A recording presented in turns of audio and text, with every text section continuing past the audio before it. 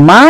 फाप मावखो मा खामानि मावबोखो बे दिफेन बर' फरायसा आफादनि आफादगिरिया फंसेबो खोथा बे हिमन्त बिश्व शर्मानि खोथा दाननो हाया। आंनि अननाय सिबिनायखौ बावग्रोबाय। दा बाथ्राखौ जोङो फैनायनि उद्देश्यखौ बुंखाबाय। जोङो बिसायख'थिनि थाखाय फैदों। भटआ बावला जोंहा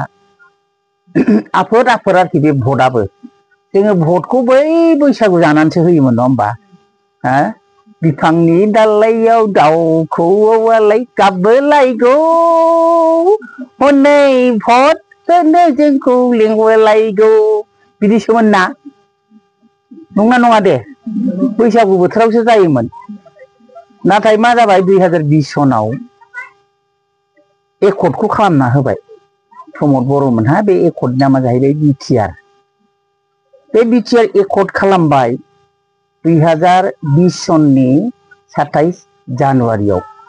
आजां गाजां गिदिर रायजो सोरजिनानै लाबोबाय। बे समावनो सुनि मानसिफ्रा आगान होजेनबाय नालाय खुगा खाथेनाय बेमार कर'ना बेरामा जाना होबाय नङा होमबा? बेनो फासयै नै भटआखौ दाना नभेम्बर मासावसो जानानै होबाय। दा जोंहा बिनिनो माने भुगिनांबाय आरोखि एसे एनै फापफोरखौनो। ओंखायनो जों होफेरनो मोनै बोथोराव भटखौ होनांनो जानायाव जोबोद खस्थ' जादों जोंहा। दाख्लै थांबाय गिलु बालु माइ गायनायनि दैज्लां, सान्दुं गिलु बालु सान्दुं, अखाबा अखा, मानसिफ्रा सोलाबलाया। अब्लाबो दोलोफ्रा पार्टिनि मानसिफ्रा बिसेस करि बिपिएफआ सरखार गैया जिहेथु सरखार गैयैयाव जोंनि दोलोनि मानसिफोरखौ हमथानाय, फारसेथिं जोंनि हारि बिपिएफजों बर' हारि नांथाबनानै दं दे, दस्राजों गैया। रायजो राजाफ्रा मोजाङै साननानै ला। गावनि हारिखौ हमथानानै लाखिनाय बिपिएफ राजखान्थि दोलोनि मावथिफोरखौ हमथानानै लाखिनाय मुखुब खस्थ' जाबोदों। फारसेथिं थाखा फैसा गैया, सरखार गैया नालाय। बे समनिफ्राय फैयै फैयै नै दिनै आगस्ट मासनि गेजेर नांफैबाय। जों मिथिदों जे फैगौ सेप्तेम्बर मासाव बे भटआ जासिगोन। गोलोमनाया दाबो खाराखै जिहेथु भाद्र मासआनो खाराखै। भाद्र मासावथ' गोबां बाना जायो। माबा सिला बाना जायोनो, खासि बाना जायोनो, आरो एखमबा होनोनो मोख्रा खाखोमा जायोनो। नै दानो सान्दुं, नै दानो ज्राव ज्राव अखाबो हानानै होयो जाहैदों गोदोनि बायदिबा। दा बिनि गेजेरावबो नोंथांमोनखौ खस्थ' होनो थाखाय जोङो फैनांबाय आरो भट बिनो थाखाय फैनांबाय। जोंल' नङा बयबो फैगोन जिहेथु बयबो राजखान्थि दोलोआनो फैयो। ओंखायनो जोंबो फैदों। जों बुङा जे बिपिएफनाल' फैनांगौ, बयबो फै। जों मा होनो नागिरदों, दानि जोंनि थासारिया मा, जोंनि इयुना मा जानो नागिरदों, बेफोर बाथ्राफोरखौ जों बुंलांनो लुबैयो, खोन्थालांनो लुबैयो। लानाय लायै बिथांमोननि खोथा। जोङो दावहा नांबोग्रा मानसि, दावहाजोंसो जोङो उथ्रिबोनाय मानसि साफ्रामबो।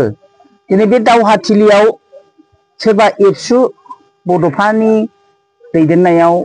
आन्दलना जाजेनदोंमोन नंगौ, उपेन्द्रनाथ ब्रह्मनि दैदेननायाव। बिनि सिगाङावबो जादोंमोन उदयसल नामाव, बेफ्राव प्रभाब गोलैयाखै जानो हागौ। खिन्थु बड'फा उपेन्द्रनाथ ब्रह्मनि दैदेननायाव आन्दलना जाजेननायनि गेजेरजों बिनि गेजेरावनो बिएलटिबो जोनोम जाबाय, एनडिएफबि जोनोम जाबाय। दा संग्राम खालामनानै फैखांनायनि उनाव जों मा मोनखो मा खोमाखो, बबे लामाया जोंनि थाखाय थार, बोरै थाङोबा जोंहा मा जागोन। एथ' गोबाव आन्दलन खालामखांनायनि उनाव जाय आन्दलनकारिफोर, एनडिएफबि फंबायफोरखौनो बुंदो, बिथांमोननि दिनैनि अबस्था मा, जोंहाबो सिन्था दङ। मानो बिदि जाखो, बेफोर गासैबो खोथाफोरखौ जों रायलायनो लुबैयो, खोन्थानो लुबैयो। दा बेहायनो बिटिआर एकर्डनि बाथ्राखौ आं एसे बुंगोन। बिटिसिखौ 2003 सनाव 10 फेब्रुवारियाव एकर्ड खालामदों।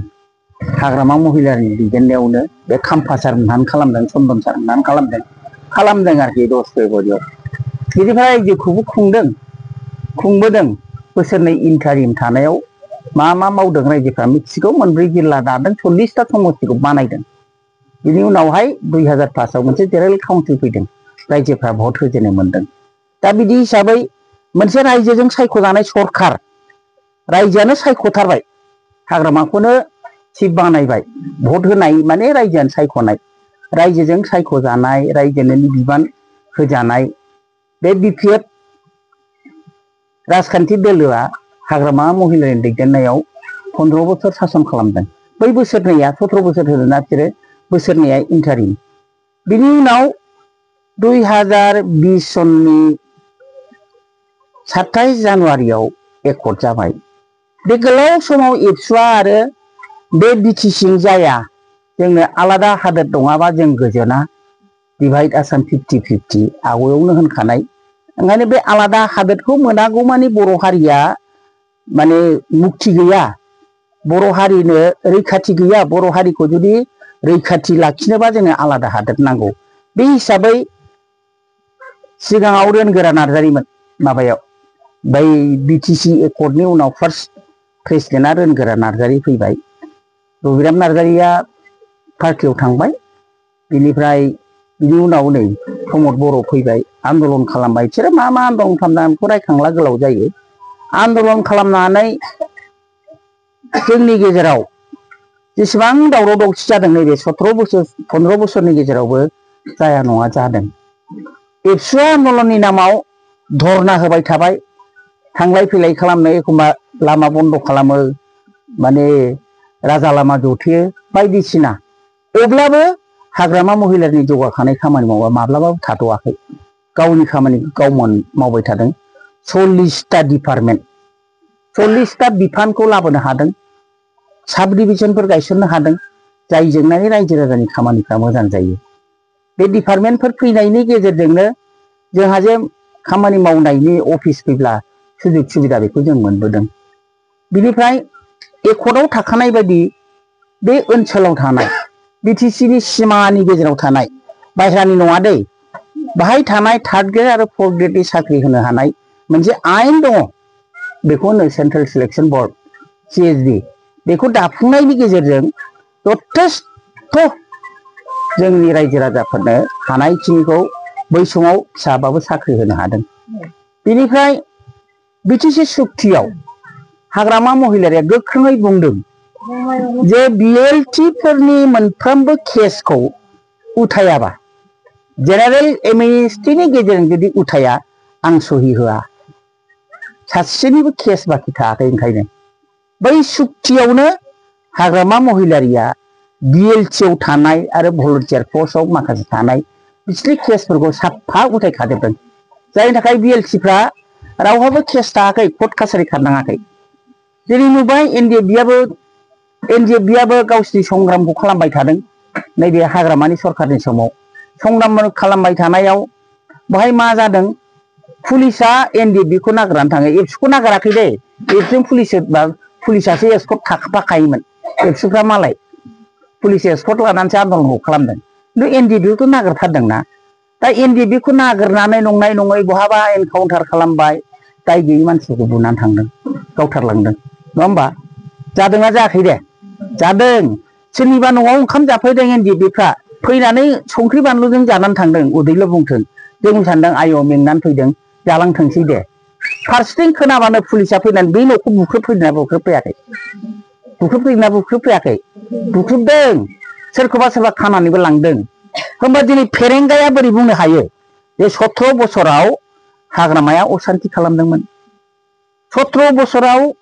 हाग्रामानि सरखार समाव असान्ति जादोंमोन होननानै बोरै प्रमद बर'आ बुंबाय थायो असान्ति खालामग्राफ्रा सोरमोन जों दिनै खुगा खेवनानै हारसाफोरनि सिगाङाव बुंनो हाया गावजों गाव दाय होलायनाय जागोन जों फेरेंगानि खोथाखौ बुङोब्ला प्रमद बर'नि खोथाखौ बुङोबा जों रन्जन दैमारिखौ नासयनाय जागोन हाग्रामायानोथ' लुगैदोंमोन NDFB-बाबो फैनांसिगौ सुक्तिया जानांसिगौ बिदि हिसाबै सुक्तिखौ बे माने NDFB-फोरजोंबो सुक्ति खालामनांगौ रायलायबाय थानायावनो NDFB-जों सुक्ति जानांगौआवनो प्रमद बर'आ बारस'नानै बिटिआर सुक्तिखौ खालामबाय जे सुक्तियाव NDFB-फोरखौ सासेबो गनांगौनि बाथ्राखौ बुङाखै गिलु बालु खामानि मावनायाव जेल जानाय दङ गिदिर गिदिर केस दङ थाखागोन नाथाय बेखौ आन्दलननि एकर्ड खालामनायाव बेखौ फोजोबनानै लाबोनांगौमोन बेखौ लाबोआखिसै जों दिनै बेफोर खोथाखौ हसि हसि रायजो राजा आइ आफानो बुंनो हाया मानोना जों माखासे खोथाखौ बुङोब्ला नायदावनानै मुजुनानै गावनि बिखायाव गोग्लैनाय बायदि जायो खारन बिसोरबो संग्राम खालामदों गोरोन्थिया NDP-नाव थादों होननानैसो जों बुंनांसिगोन सुक्तिनि समाव बहा दंमोन बे फेरेंगा मोनहा जेरै जों हाग्रामा महिलारिखौ एथ' गाज्रि गाज्रि खोथा बुङो दख'ना गानहोनो आसान गानहोनो नुगै सुगै रावजों दिनै निन्दा होयो लिडारजों लिडारनो दा बे बेलायाव दुखुनांथावै बे बिटिआर सुक्तियाव जेबो गैया NDP-फोरखौ गहोजोबनाय थायोब्लाबो मोनसेमोन जेबो गैया एखेबारे जोंनि मोनखानाय गोहोफोरखौसो लांबाय बिटिआर सुक्तियाव जेबो गोहो गैयै आयेन गैया खिन्थु BTC-आ आयेनजों दाजानाय BTC-खौ पार्लियामेन्टजों रायजो सभायावबो लकसभायावबो पास जानानै प्रेसिडेन्टनि सहि मोननानै बेखौ आयेनाव बानायनानै लाबोखानाय गिलु बालु गिदिर आयेन बे BTC सुक्तिनि आयेनजोंनो जोङो बर' हारिखौ जौगाखांहोनो हायो आरो जों सानसे नङा सानसे बेजोंनो आलादा रायजोखौ मोनहैनो हानाय बे BTC सुक्तियाव दङ दिनै बिटिआरखौ लाबोबाय जेबो गैया NDP-फोरखौबो रावखौबो सख'नो हायाखिसै खालि मा लाबोबाय बिसोरो बिटिआर सुक्तिनि नामाव जोंनि गेजेराव गन्डगल खालामनानै गावसोर सासननि गादियाव जिरायनो दिनै बे बिटिआर सुक्तियाव जेबो गैयैखायनो कट बजरा बायदियाव आदानिनो हा होनो हानो नागिरदों आदानिनो हा होनो नागिरनाया नुवाखै बाखासिबजों होसो जानाय दिनै दिलीप शइकिया BJP-नि प्रेसिडेन्ट जोंनि थाखानाय गोहोखौ ट्राइबेल बेल्ट एन्ड ब्लकआ ट्राइबेलफोरनि हा बियो बहाय रावहाबो अधिकार गैया आरो BTC जायोना 6 शिड्युल होनबाथाय बे हानि मोनथाय गोहोआ जों ट्राइबेलफोरनि ट्राइबेल होनोबा गार' राभा थागोन जोंनि बेहाय बर'फोरनि थागोन बेहाय रावबो हाबनो हाया रावबो हाबो बायनो हाया दिनै बिसोर बुंबाय मानो बायनो हाया मानो हारसाफ्रा हा बायनो हाया जुदि हारसाफ्रा हा बायोबा गाबोन जोंनि बे गामियाव लाइमुथियाव हारसाफ्रा हा बायोबा बोसोरसेयानो जानाय नङा बोसोरसे समखौनो नांनाय नङा लोब लोब गुबुन हारिफ्रा थाफैगोन जेरै टाउनाव थादों टाउनावथ' बर'नि गोजामोन दिनै बर'आ दासो हाबफिनहैदों साख्रि बाख्रि जानानै BTC जाखांनायनि उनावसो बर'फ्रा लोब लोब थाहैदों जेब्ला जों कलेजाव फरायदोंमोन जों देरफुनाय सममोन क'क्राझार टाउनावथ' बर'आनो गैयामोन बे बिहारि मारवारि बाङालियानोमोन थेवबो माखासे एलेखायाव क'क्राझार टाउनावबो दिनै बै गौरां सेरथिं शान्तिनगर जेराव होनदों बेवहाय लोब लोब गुबुन हारिया जायगा लाफैबाय दा बे बिटिआरनाव मोनसे गोहो बिसोर सोसननानै लाबोदों नालाय हाग्रा हा फोथार हा गांसो जाग्रा हा दैनि बाला हा मा बेखौलायनो दानख'जोबनांगौनो जेबो आयेनानो गैया नालाय ओंखायनो दिनै बे बाथ्राखौ बुंनो हाबाय दिलीप शइकियाया बे दाया सोरनि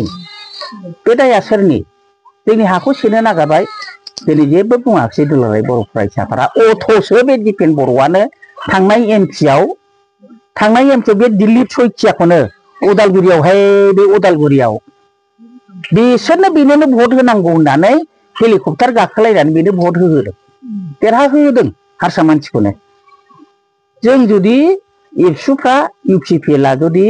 भट बिनानै हैयामोनब्ला कंग्रेसजों बे जेनखायोमोन जों बेवहाय देरहानो हायाब्लाबो दा बेखौनो खालामाखिसै एकदम स' थांनानै भटखौ होबाय दिनै बिसोरजोंनो दिनै खिला जानो नागिरदों दुखुनांथाव दा बर्थमान निउसफ्राव नायोब्ला गिथाव बाथाव जे जोंखौ आलाय सिलाय आरो खालामबावनो नागिरदों दिनै नांलायलायनाय बेफोरखौ लानानैनो सोरबा जुदि दिलीप शइकियानि हेंथायै खोथा बुंनायखौ दिलीप शइकियाखौ माने बिनि गोरोन्थिखौ बुंनानै जोंनि माखासे समाजखौ मोजां मोनग्रा हारि सिबियारि मानसिफ्रा बुंदोंबा दिपेन बर'खौ जुदि बुंदोंब्ला एबसुखौ जुदि बुंदोंबा एबसु मानसिनि थाखाय बुंदोंब्ला बिसिनि बुन्था सावो ससियेल मिडियायाव गाज्रि रायो दिनैनि समाव नाथाय हारिखौ बोरैहाय गाबथानानै लाखिगोन बिनि साननायखौ जों नुवाखिसै बाहायजानायसो नुबाय आरो बेखिनियावनो आं बुंगोन जोंहा आसामनि चिफ मिनिस्टारा मा बुंदों दा VGTC-खौ सिफायगोननो जेला VGTC-नि माने सेक्रेटारि गायसनदों थखननो जों बुंखादों डेन्जार लामायाव थांगासिनो दङ भिसिडिसिहा सेक्रेटारि थाया पन्सायतआसो थायो जै सिफायबाय बे 6 शिड्युलसो 6 शिड्युलनि आयेनाव पन्सायत गैया जोंनि बे गामिनि खुंनायखौ भिसिडिसिनि गेजेरजोंसो मावगोन आगोल मावाखै होनबा मावाखै मागौ बथिं लामा नांगौ बहा मा नांगौ सोर गरिबनो मा होनांगौ सोरहा लोमजानायाव मा उसुबिदा जादों भिसिडिसि चेयारमेन नङा होनबा जोंहा मावदोंमोन आगोलाव बे नियम बियो बे जाहैबाय जोंनि 6 शिड्युलनि आयेनाव थाखानाय बिटिसि एकर्डनि फिथाइ दिनै बेखौबो धंस खालामनो नागिरदों नायगार भट बिनायनि नामाव जाहाथे बर'फोरखौ खावसेथिं नारथ्रोनानै गुबुन हारिया जाहाथे बिजेपिनो भट होयो बिनि थाखाय बे कौशलखौ बाहायगासिनो दङ दिनै बे समावनो आरोबाव जोंहा रोंगो मोननानै एबसुनि आफादगिरि दिपेन बर' आरो बर' थुनलाइ आफाद बै माखासेफ्रा ओरैनो सायलागानसो थाफाग्रासो माखासे 16टा आफाद दं होननायफ्रा खिन्थु आसला दुलाराय बर' फरायसा आफाद दुलाराय बर' फरायसा आफादा दिनै इउपिपिएल आरो बिपिएफखौ ज' जानांगौ होनगासिनो दं नङा होमबा खौसे जानांगौनो खौसे जानो नागिरदोंलायनो खौसे जानो नागिरनायाबो मा खालि हाग्रामा सारखौल' रायो दाया हाग्रामा सारखौल' होनो जोंनि नुनायाव हाग्रामा सारखौ बेंनानै गलथायनो नागिरनाय बायदि जों नुदों खिन्थु जों बिदि जाहोनो हाया माब्लाबा जों जाहोनो हाया जों गाबथानांगोन दा हाग्रामा साराथ' थांनाय 2020आवनो लुबैदोंमोन जोङो मालाय हारिखौ लाबोनो जोङो ज' सरखार दानि बहाथो खालामखो बेनिफ्राय दिनै दुलाराय बर' फरायसा आफादा जे रल लादों बिसोरनि रल लानाया थिग नङा मामाया बेखौ बाहायदों मा फाप मावखो मा खामानि मावबोखो बे दिपेन बर' फरायसा आफादनि आफादगिरिया फंसेबो खोथा बे हिमन्त बिश्व शर्मानि खोथा दाननो हाया हिमन्त बिश्व शर्माया सख्रान्त खालामनानै बर'फोरखौ बोरै गावस्रा होनानै धंस खालामनानै नैबे बिटिसि सासनखौ बिजेपिनाव लांनो हायो बे सोलोजों दिपेन बर'खौ बुंदों ज' जादों